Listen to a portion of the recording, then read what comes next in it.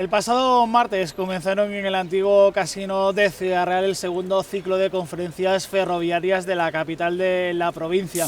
Unas conferencias en las que se va a desarrollar la transformación que supuso en Ciudad Real la llegada de la alta velocidad. El pasado martes comenzaron con la explicación de ese PERI, ya saben, ese proyecto para el uso y las ideas para transformar la zona de la antigua estación de ferrocarril de Ciudad Real para zona urbanizable. La siguiente conferencia, que será el próximo día 15, tratará sobre esa llegada de la alta velocidad a la capital de la provincia.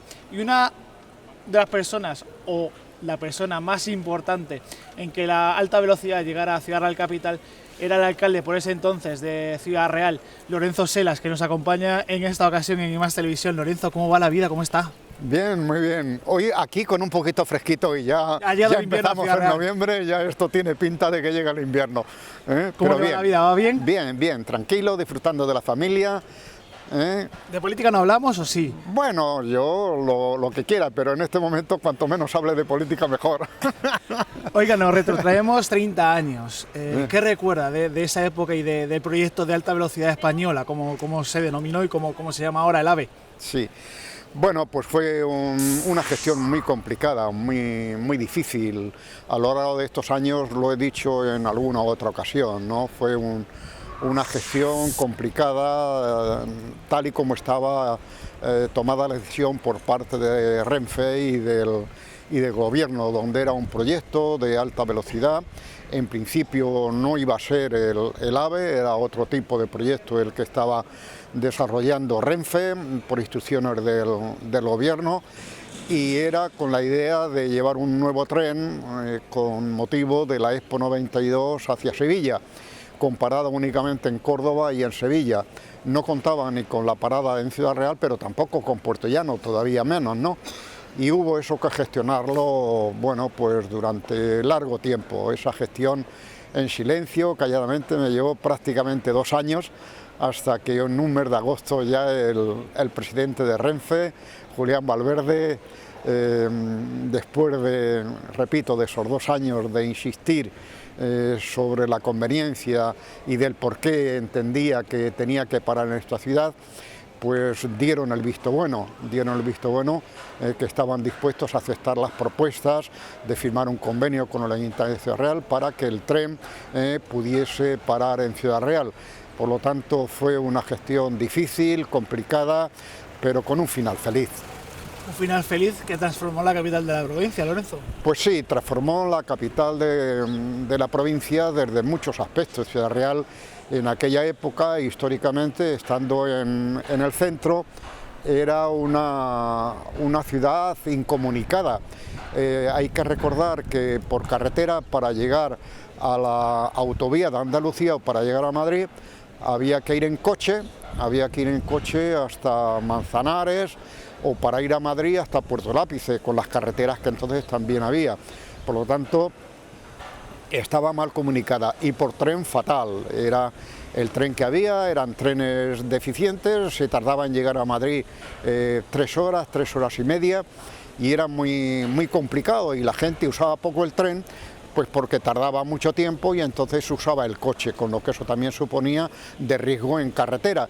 Por lo tanto, la ciudad era una ciudad pues mal comunicada, y ahí mi interés personal de que era una oportunidad importantísima para esta ciudad, si nos subíamos a ese tren, de que iba a llevar esta ciudad a una transformación importante.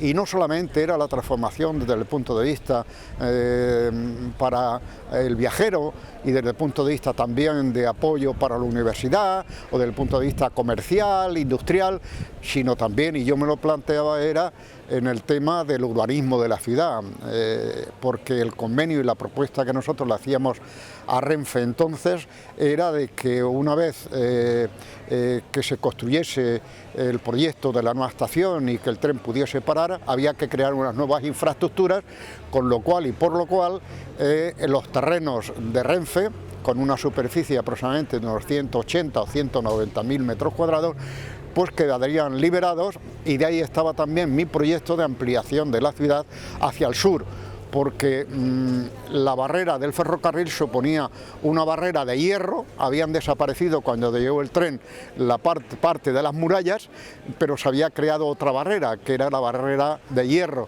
y la ciudad, la única posibilidad que tenía importante de desarrollarse era hacia el sur. Por lo tanto, esa operación también urbanística, desde el primer momento yo pensaba en ella, pensábamos en ella desde el ayuntamiento y tenía una gran importancia. Por lo tanto, para esta ciudad la llegada del AVE no solamente supuso la potenciación del AVE, como decía antes, y que hubiese la posibilidad, teniendo el AVE, de crear la posibilidad de otros proyectos como fue el aeropuerto o fue el Reino del Cogote, pero desde el punto de vista urbanístico también tuvo una gran proyección y cambio para esta ciudad.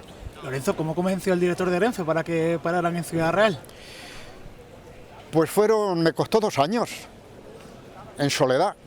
No hay que olvidar que yo entonces era un alcalde independiente, yo estaba políticamente huérfano. Y yo conocía ya gente de Renfe, porque toda esta historia es larga de contar, pero empieza de que como la ciudad estaba incomunicada, como digo, por la barrera, el barrio del Arache estaba incomunicado, solamente tenía acceso por el paso a nivel de la carretera de Fuensanta. Y entonces una de las primeras actuaciones que hicimos en aquella primera legislatura fue comunicar el barrio del Arache a través de un paso subterráneo desde la calle Pozo Dulce, ¿no? Y eso empecé a hacerlo en el 81, cuando entonces el ministro de Transportes era José Luis Álvarez. Y en el mes de diciembre del 81 el Consejo de Ministros aprobaba la propuesta del Ayuntamiento de construir un paso a nivel. Necesitábamos la autorización de Renfe y esos fueron mis contactos primeros precisamente con el presidente de Renfe. Después continuaron cuando negociamos con ellos la adquisición de los terrenos, una vez que desapareció el depósito del ferrocarril aquí en Ciudad Real, pues la adquisición de una parcela para construir la nueva estación de autobús. Y luego siguieron mis tiempos negociando con ellos con la cesión de una máquina Mikado para ponerla en el parque de Pío XII. Por lo tanto, durante esos 5 o 6 años, pues yo tenía un contacto importante con Renfe, ¿no? Y recuerdo cuando vino el ministro Enrique Barón a inaugurar el Paso del Arce, yo le hice una serie de reivindicaciones para Ciudad Real sobre el tren y la posibilidad de volver a retomar el tema de la directísima para conectar Madrid directamente con Andalucía, con una nueva línea y quitar el cuello de botella de Despeñaperros. Bueno, pues todo aquello quedaba en un sueño, según el ministro, ¿no? Pero ese sueño un día, efectivamente, vuelve a aparecer en el año 1988, donde el gobierno de España toma la decisión de crear una nueva línea para la Expo del 92 en Sevilla, y ese sueño me vuelve a despertar de que es la única oportunidad que tiene esta ciudad de hacer realidad ese sueño que algunos teníamos en aquellos años, y por lo tanto fue hacerles propuestas serias al presidente, a los técnicos con los que yo ya conocía, había tenido muchísimo contacto, y al final convencerle de que no podían perder la oportunidad de que Ciudad Real y Puerto Llano estuviesen conectados en esta línea. Fíjese, trabajo de 2 años en solitario, trabajo muchos años con contactos con Renfe, y estamos en una época en la que la política se basa en el y tú y más, en el que la municipalidad, por así llamarlo, no es el primer punto del día de muchos de los políticos que tenemos en la actualidad. Bueno, yo tenía mi forma de trabajar era, aunque repito, de que era un alcalde independiente, yo siempre, con el gobierno regional, con todas las instituciones, tenía una excelente relación, porque yo un día llegué al ayuntamiento de Ciudad Real sin tener ninguna experiencia, lo mío era mi trabajo, mi cooperativa, mi gente, mi entorno, y yo no tenía experiencia ninguna, pero lo que supe entender del primer momento es que yo debía de trabajar por mi ciudad y hacer las cosas, y una de las razones por las que se pueden conseguir cosas para tu ciudad es tener buenas relaciones institucionales y con la gente y tener la cercanía con todo. De ahí está que yo siempre, y desde el primer momento que tuvimos comunidad autónoma, porque mientras que los ayuntamientos llegaron en el 1979, la comunidad autónoma llegó en el 1983, por lo tanto fueron 4 años después. Pero desde el primer momento yo tuve la suerte de contar con José Medabarreda y con el presidente Bono en las cosas y en las cuestiones importantes de la ciudad, como ellos contaban conmigo también y sabían mi lealtad para hacer región, porque esta región fue una región inventada, no olvidemos de ello. Había otros sitios de España donde nacieron regiones con ambiciones políticas, con historias de tiempo atrás, pero nosotros hubo que crearlo y construirlo y conformarlo. Y a ello también estuve colaborando todo lo que pude en aquellos momentos. Por lo tanto, yo entendí siempre que lo importante para un político es conseguir cosas desde la lealtad y para mejorar la calidad de vida de sus ciudadanos. Y para eso hay que llevarse bien, hay que hablar, hay que dialogar, hay que entenderse y hay que escucharse y hay que compartir. Supongo que dialogó también con el entonces alcalde de Puertollano, con Casimiro, también para hacer ese proyecto conjunto. En aquellos momentos no era Casimiro el alcalde, era Ramón Fernández Correcto, Espinosa. Sí, perdón, sí. Era Ramón Fernández Espinosa. El suegro de Emiliano García Paz, actual presidente de Castilla-La Mancha. Tiene toda la razón. Es ahí. Y luego quien efectivamente inauguró, cuando ya se inauguró la estación de Puertollano, quien era mi gran amigo y grandísima persona y político, Santiago Moreno.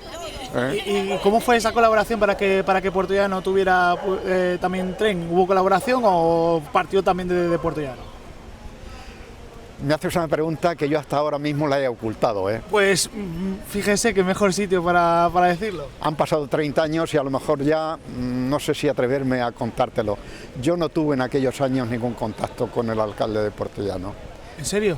En serio, muy pocos. Yo trataba de, como alcalde de la capital de la provincia, hacer capital, hacer provincia. Mis contactos con todos los alcaldes eran grandes, pero con Ramón confieso que no teníamos demasiada relación. Yo creo que tenía unos celos grandes por la capital, por Puertollano, que yo lo comprendo y demás. Y yo cuando hablé con Valverde, con el presidente Renfe, y así luego después se lo dije también al presidente Bono, yo al mismo tiempo que hablé de Ciudad Real, y es la primera vez que lo manifiesto y lo digo, es de que hablé de Puertollano. Y dije que si el tren iba a parar en Ciudad Real, que supiesen que Bono iba a exigir también la parada de Puertollano y que el tren tendría que parar a Puertollano. Bueno, pues... Yo sé que esto le va a sorprender a mucha gente, pero fue la realidad. ¿Y luego se lo agradecieron desde Puertollano?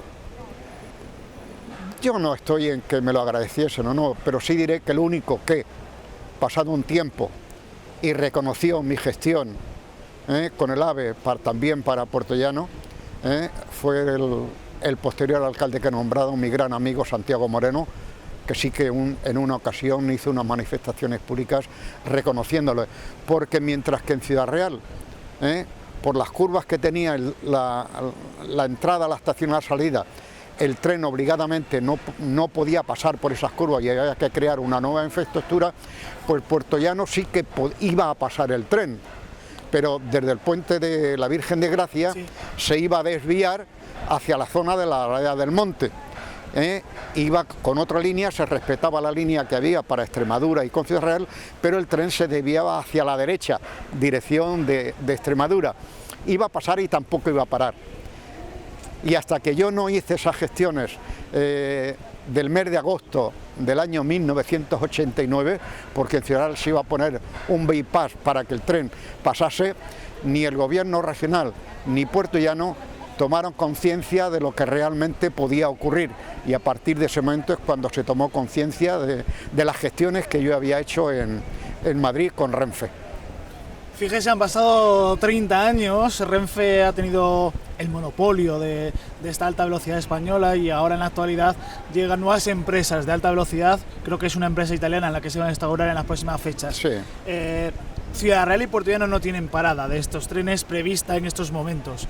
¿Es un retraso para Ciudad Real y para Puerto Llano que no lo tenga? Yo sinceramente digo que desconozco las razones, la verdad, y de lo que no conozco no me gusta opinar, pero sí diré que la verdad me sorprende esto, porque si en un momento determinado se consigue lo más difícil, como fue parar los trenes en Ciudad Real y Puerto Llano, y habíamos conseguido una calidad del viaje y una puntualidad en los trenes prácticamente absoluta, pues lo que no entiendo ahora también cuando llegan otras empresas, que supone una competencia, y cuando hay competencia entre dos empresas se supone que es para mejorar el servicio y ganarle el terreno a la otra empresa.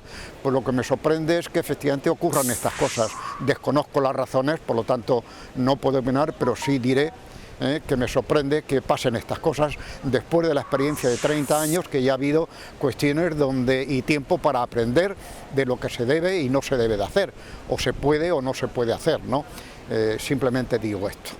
Lorenzo Selas, muchas gracias por atender a iMax Televisión, ha sido un auténtico placer compartir estos minutos con usted. Bueno. Y muchas gracias por esa gestión de muchos años de paciencia que transformó esta ciudad en lo que hoy es, y esperemos que sea más. Bueno, pero también diré, y lo he dicho muchísimas veces, que esto al final fue una gestión difícil, pero fue una labor también de gente que me apoyó en aquel momento. Y tengo que recordar, y con esto termino, efectivamente, es de que el día 13 de septiembre de 1989, el presidente Bono, José María Barreda y yo visitamos al ministro Barrio Nuevo, que fue el que al final dio el visto bueno precisamente de la propuesta y la firma del convenio con Renfe y el Ayuntamiento de Cerrejón. Por lo tanto, aquella visita al ministro, acompañado de Bono y de José María Barreda, fue determinante para poner el broche de oro en ese gran proyecto y la culminación del sueño. Lorenzo, lo dicho, muchas gracias. A ustedes.